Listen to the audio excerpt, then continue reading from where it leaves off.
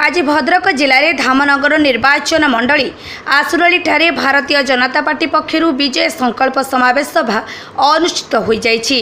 एही सभारे बीजेपी दलर राष्ट्रीय अध्यक्ष श्री जगत प्रसाद नड्डा अनुष्ठित जनसभा को संबोधन करथिले। एही सभारे जोगदे राज्य सरकार को समालोचना करने सहित प्रधानमंत्री नरेंद्र मोदी नेतृत्व में भारत विश्व एक विकसित राष्ट्र हेबारे लागिछि बोली कहिसंती। तृतीय थर पर भारतीय जनता पार्टी केन्द्र में सरकार गढ़ा सहित राज्य में भारतीय जनता पार्टी सरकार निश्चिंत हेबो बोली कहवा सह विधायक प्रार्थी सूर्यवंशी सूरज और लोकसभा प्रार्थी अभिमन्यु सेठी को जोड़ी पद्मरे भोट दे जितैबा पई कहूथिले।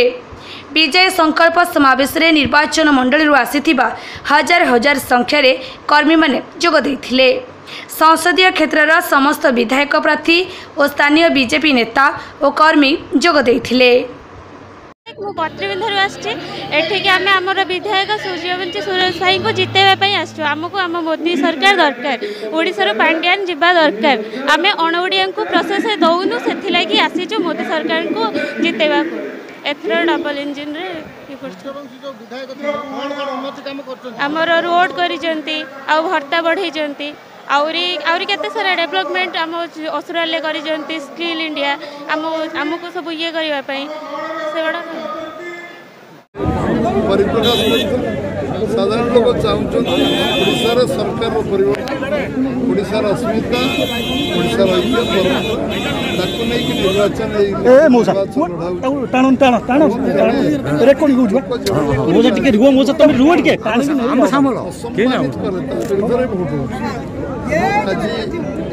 विशेष केंद्रीय योजना कार्यकारी केंद्रीय योजना साधारण लोक न पहुँचे आगामी दिन में बीजेपी सरकार आसिले आम कौन कर से प्रांजल ओडिशा जनसाधारण मनस्थिर कर सारी सरकार परिवर्तन भद्रक भली जगह को नड्डा निश्चित भद्रक गोटे पॉलिटिकल राजनीति सचेतन जगह ये दुई जन मुख्यमंत्री डॉक्टर हरकृष्ण महतो निडर ये जगार निश्चित भाव सब लोक राजनीति सचेतनता अच्छे सब लोक साधारण लोक बुझे तो ओडिशा सारा सब साधारण लोक बुझे ये सरकार 50 वर्ष ओडिशा पछे दी आगामी दिन में बीजेपी आसिले आम चिटफंड टंका फेरबू सब लोग विश्वास बीजेपी बढ़ी 31 धान क्विंटाल देवु 50,000 सुभद्रा योजना देवु लोक विश्वास बढ़ी नुआ सरकार नुआ कम करशा को 5 वर्ष भितर 75 वर्ष भितर जो मौलिक समाधान है समाधान रास्ता को बीजेडी टंका बांटुला कथा अभियोग करछि भारतीय जनता पार्टी और सीओ के पाते मतलब द्वारा सत्य युवक मान पथभ्रष्ट कर खाली मुंड अन्यता अच्छी कौन जानी बीजेपी रो जगह धारा रही केते सीट पाई बोले आशा करछन ओडिसा आम 21 पार्लियामेंट जीतु विधानसभा कंफर्टेबल मार्जिन जीतु सरकार कर एकाकी सरकार लोक मैंने लड़ुंट इलेक्शन कौन साधारण लोक निर्वाचन धामनगर जो गस्तर नड्डा जी आसछन कौन प्रभाव पड़ो धामनगर पर प्रभाव बहुत पड़ो नड्डा जी आसते जो स्वर्गत विष्णु भाई का ध्यान दे सूरज कुमार साहू देखु वर्तमान भारतीय जनता पार्टी राष्ट्रीय अध्यक्ष जेपी नड्डा आज भद्रक जिलार धामनगर निर्वाचन मंडली असुराली ग्राम पंचायत रे ये जो विजय संकल्प समावेश से आज आसी उद्बोधन देवे। आज सारा भद्रक जिला धामनगर निर्वाचन मंडली समस्त कार्यकर्ता मन में अनेक उत्साह उन्मादना सृष्टि होती सबुठार बड़ कथा हूँ बीजेडी बड़ी जाक भ्रष्ट सरकार जे कि माने सबु क्षेत्र में अपारगता सरकार भ्रष्ट सरकार को आम धामनगर निर्वाचन मंडल केवल नुहे सारा ओडिशारू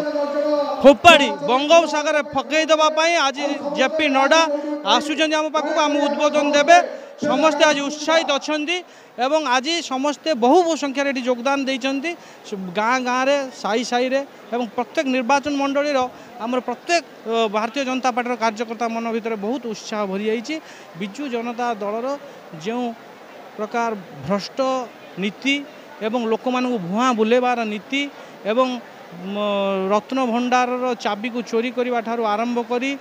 प्रधानमंत्री आवास योजना क्षेत्र में दुर्नीति ठारू आरंभ करी प्रत्येक क्षेत्र में दुर्नीति ठारू आरंभ करी जो 1400 कोटी टंकार राम मंदिर निर्माण हो पारुची 1300 कोटी टंकार केवल बैग बांटी 1200 कोटी टंका भली दुर्नीति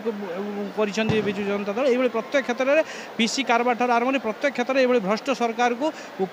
उपाड़ी फोपाड़िया आज एक विराट संकल्प नहीं भारतीय जनता पार्टी ये समावेश कर